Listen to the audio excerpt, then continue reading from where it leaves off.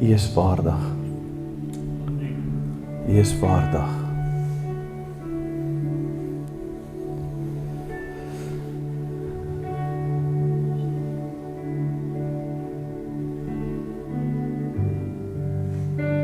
Dankie Jesus, ons prys U en ons loof U vir hierdie geleentheid om weer U woord te deel. Om weer hierdie eer te hê om met U mense te praat. En Vader, ons maak ons harte vanmôre sensitief vir ons, open ons vir U Gees, om deur ons te spreek. Ontvanklikheid vir die gehoor vanmôre, Vader, selfs hulle wat hier sit vanmôre, wat aanlyn kyk, wat gebroke harte het, wat voel, hulle kan nie meer aangaan nie. Ek bid dat U Gees vanmôre vir hulle 'n duidelike boodskap sal bring, wat brand in die hart en wat voortbring in die magtige naam van Jesus. En almal sê, Amen. Baie, baie dankie vir die geleentheid. Dankie Theresa. Jy kan nou maar 'n bietjie ontspan. Daar is ouens wat hou daarvan om te preek met 'n orgeltjie in die agtergrond, jy weet. Ek weet nie of julle dit al op TV gesien het nie, dan preek die ou en die ander ouens slaan die orgel. Ek is nog nie een van daai ouens nie. Ek sien myself as iemand wat my eenvoudig is en wat die Here geroep het, en ek voel in my hart brand 'n roeping, meer as wat enigiets met 'n titel te doen het. So ek is nie konvensioneel nie. Ek het in die pastoraal vir jare gedien, vir 26 jaar as assistentpastoor gedien by 'n gemeente, en ons doen radiobediening, soos jy miskien weet, ons doen uitreikings, gevangenisbedienings, ons doen Bybelskool, ons bediening doen baie, ons is hier by Soteria betrokke met die musiek, vir julle wat al gehoor het, jy weet, Theresa sing baie mooi, en ja, ek sing minder mooi, maar ten minste sy maak op vir my lack of skill en talent. Is Frans en Ina vir my vra om te kom bedien, dan neem ek dit baie ernstig op. Ek sien dit nie net as, ag jy weet, kom ek val gou uit die bed uit vanoggend en ek kom bring net iets nie. Daar gaan baie gebed in.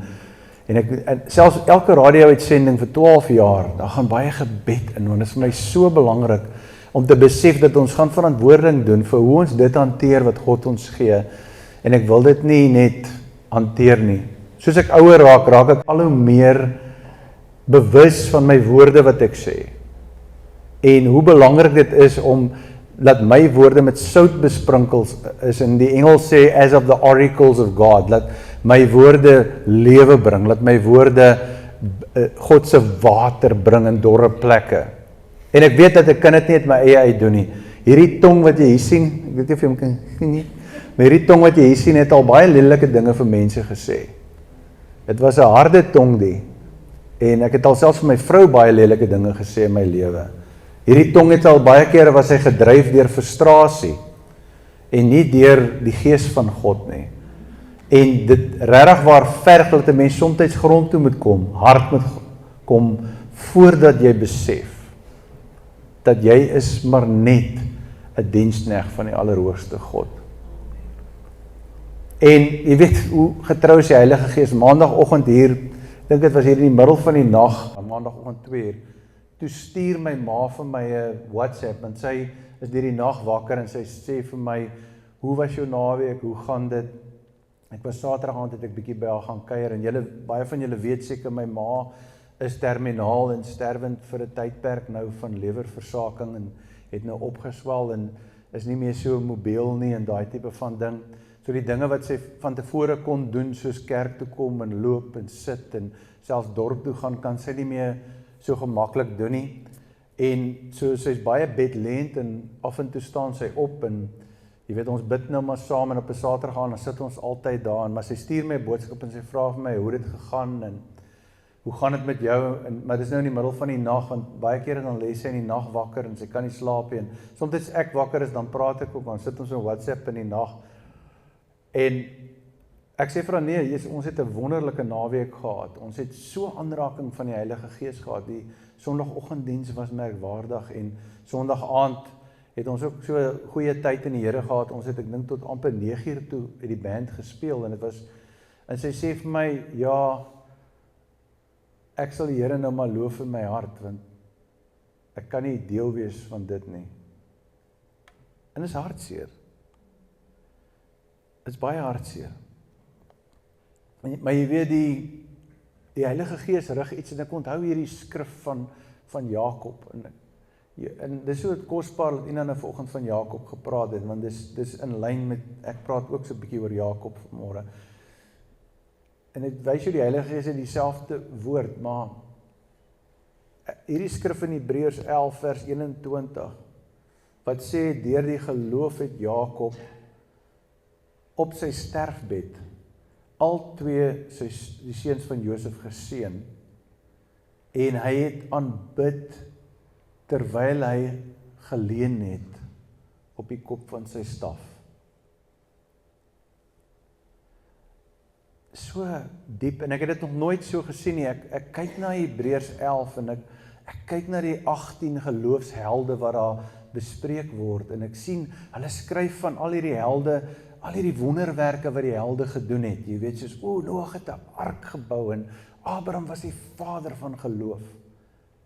Maar hy sê, Jakob het geseën en gesing in sy ou dag, terwyl hy sterwend was. Hy het geseën en hy het gesing. My maat vir my gesê, Richard, ek wil nie die Here se naam skade doen nie. Ek wil nie dat hierdie siekte en dit wat ek nou beleef, my so maak, dat ek die Here se naam skade doen nie, want ek het nou gepreek vir ander, ek het vir ander vertel van die Here, nou raak ek frustreerd, ek raak kwaad, ek raak uitgeput, ek raak swartgallig, en sy het selfs vir my gesê, ek wil my eie lewe neem, ek wil my insulienpen vat, en dan wil ek hom optrek, en ek wil myself doodmaak. En dan kom sy terug en sy sê, ek wil nie die Here se naam skade doen nie. Ek wil seën en ek wil sing, terwyl ek op my staf lê. Die titel van die boodskap is, wanneer geloof die laaste woord het. Hierdie 18 geloofshelde skep vir ons hierdie beeld van die pad wat ons kan stap as gelowiges, selfs in die storms, selfs in die harde tye, selfs in die onmoontlike tye, selfs in die tye wat dit lyk asof dit net swart is, en daar's niks wat ons kan sien nie. Daar sit Dominee van Staden se vrou, en ek kan net dink wat het sy beleef. Ek het saam met hulle op die radio bedien, ek kan net dink wat sy deur is. Maar as 'n geloofsheld met sy leuen op haar staf, en met sy seën en sing.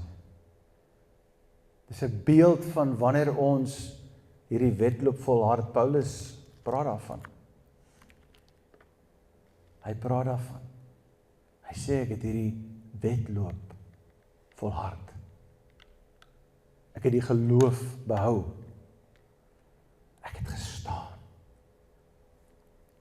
Geloof het die laaste woord gehad in my lewe. En almal van ons wat deur hierdie seisoene gaan, dit toets ons geloof. Dit toets ons.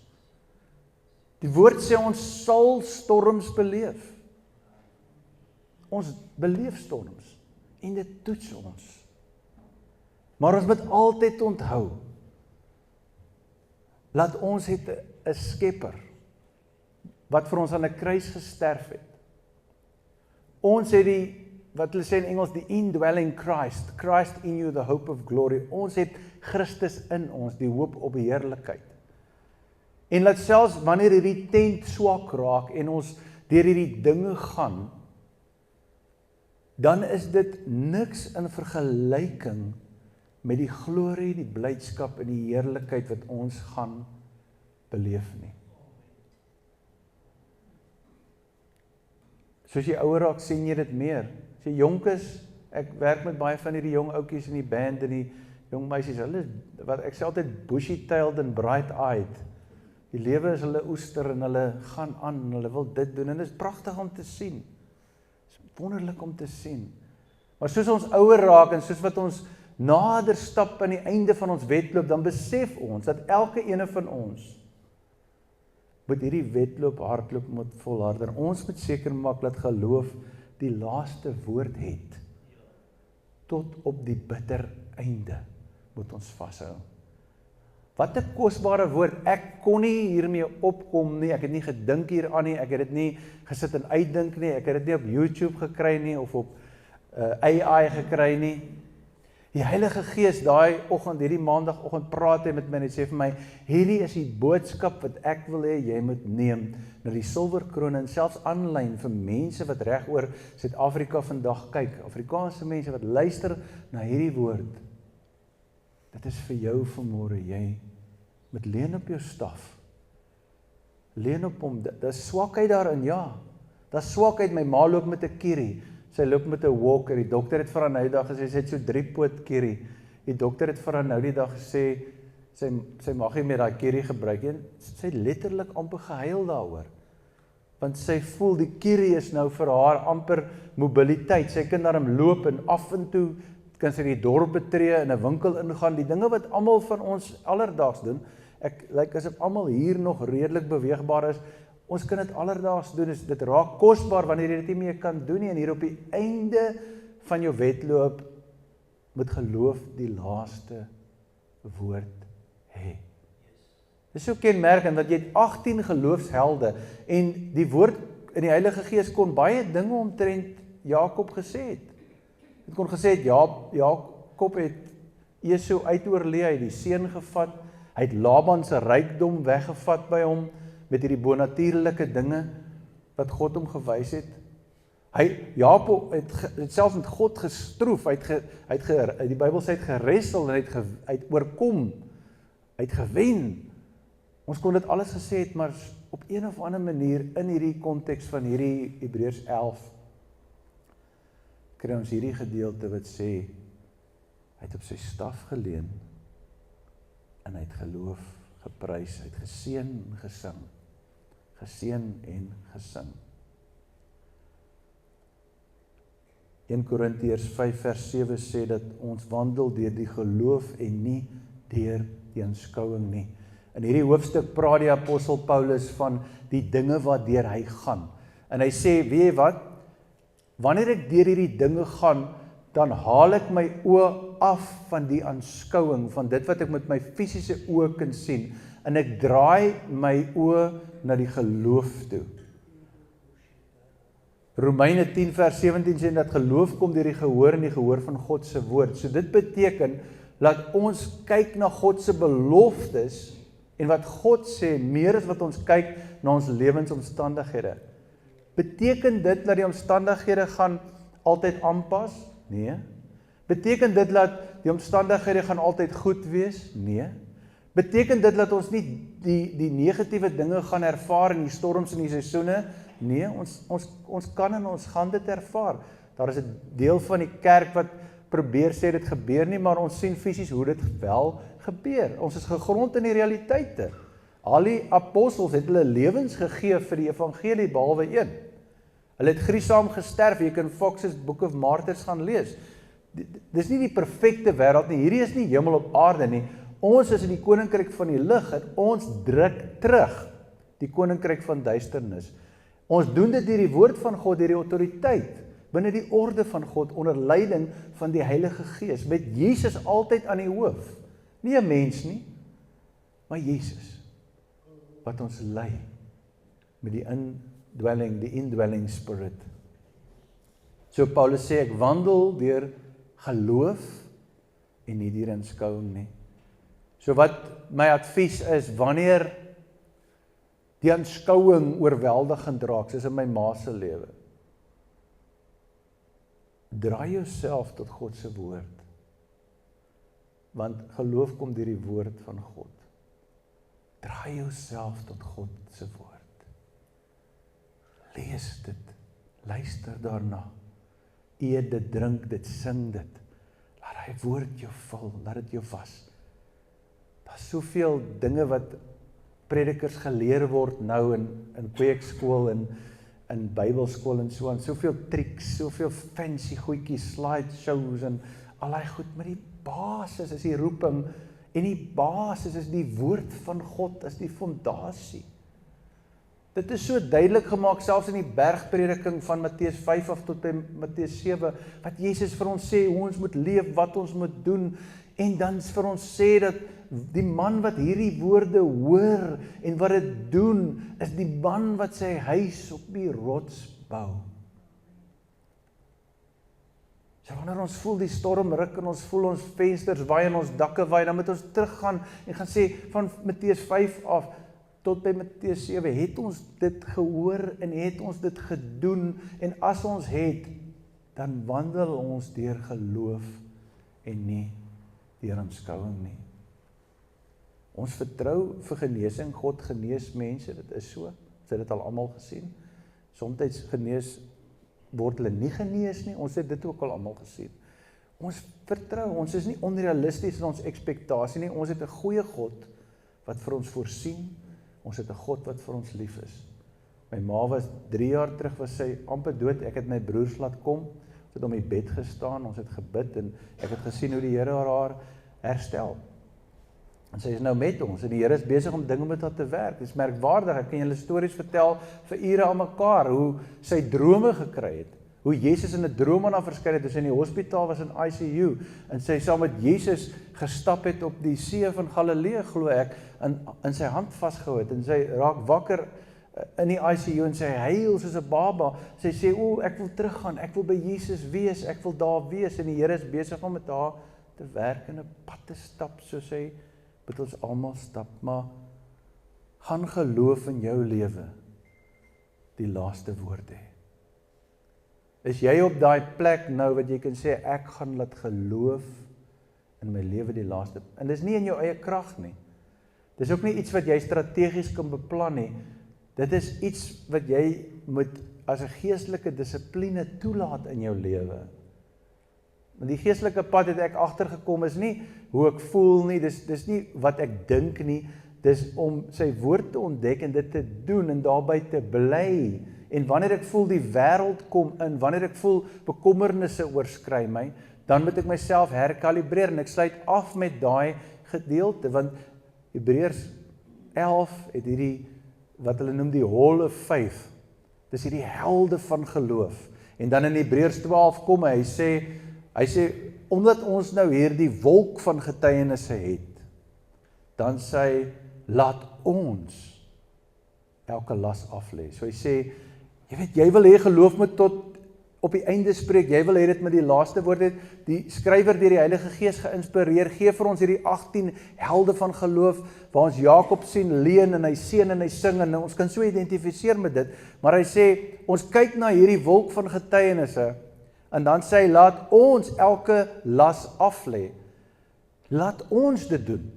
Wat se laste draai jy vandag, as jy wil hê geloof, moet die laaste woord in jou lewe hê, moet jy daai las kan aflê. Maak nie saak wat dit is nie. Dit kan iets wees wat regtig waar swaar op jou hart is, miskien 'n trauma, miskien 'n familielid, 'n probleem, miskien finansies, miskien gesondheid, maar jy moet dit selfs kan aflê. Al sien jy nie die fisiese manifestasie van genesing in jou lewe nie, maar dit nog steeds kan aflê. Dit net neerlê by die Here se voete. En dan sê hy, en ook sonde wat ons so maklik omring, en dit was vir my so interessant geweest, dat hy sê, jy het nou hierdie geloofshelde, jy kyk na hulle, nou kom jy, en jy lê elke las af, en jy stap weg van sonde af. Jy stap weg van sonde af. Want sonde is vinnig, want hy waarsku daar, hy sê, sonde sal jou omring. In die Engels sê hy, dit sal jou entangle, dit sal jou vasdraai. Hy sê, 'n las sal jou plat druk, maar sonde sal jou vasmaak. En dis twee van die maniere wat die vyande verhoed, laat ons nie toelaat dat geloof die laaste woord in ons lewe het nie. En dan sê hy, laat ons met volharding hierdie wedloop hardloop. Hy sê in Engels sê, run with perseverance, the race marked out for us. En ek het gehou van die Engels wat ek gesien het, hy sê hierdie wedloop is uitgemerk vir ons.